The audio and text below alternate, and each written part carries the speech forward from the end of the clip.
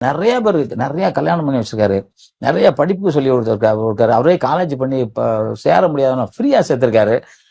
அவர்கிட்ட போய் கஷ்டம்னு சொன்னா உடனே ஹெல்ப் பண்ணுவார். எங்க ஃபைட்டர்ஸா இருக்கட்டும், ஜூனியர் ஆர்டிஸ்டா இருக்கட்டும், இல்ல பெரிய நடிகர் இருக்கட்டும், எவ்வளவு பேர் கஷ்டப்பட்டாங்கன்னா உடனே போய் கதவை தட்டி ஹெல்ப் பண்ணது கேப்டன் கேப்டன் கேப்டன். அதை நான் பார்த்திருக்கேன் நிறைய வாட்டி. மக்கள் எல்லாருக்கும் தெரியும். எப்போ தானங்க இருந்தாரு, இது எல்லாருக்கும் தெரியும். ஒன்னும் இல்ல, கொரோனா காலத்துல என்ன சொன்னாங்க, ஒரு பாடி வந்தா அந்த வீடே கொரோனா, அந்த ஏரியாவை கொரோனா, சுடுகாட்டுல கூட புதைக்க மாட்டேனாங்க. அவர் சொன்னாரு, என் காலேஜ் இருக்கு, நீங்க புதைங்கன்னாரு. பரவாயில்ல, என் காலேஜ்ல புதைங்க அப்படின்னு சொன்னார்ல. அந்த குணம் அப்ப என்ன, எதையுமே எதிர்பார்க்காம ஒண்ணும் இல்லைங்க. ஏதோ வெளிநாட்டுல ஒரு வாட்டி ஏதோ வெள்ளத்துல பாதிப்பு, உடனே 50 லட்சம் ரூபாய் கொடுத்தாரு. முதல் கொடுத்தாரு 50 லட்சம் ரூபாய்.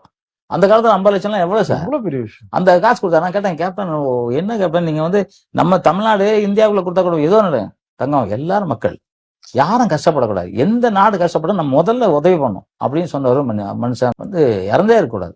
இறக்கல, என்ன நம்மளை பொறுத்தவரைக்கும் இறக்கல.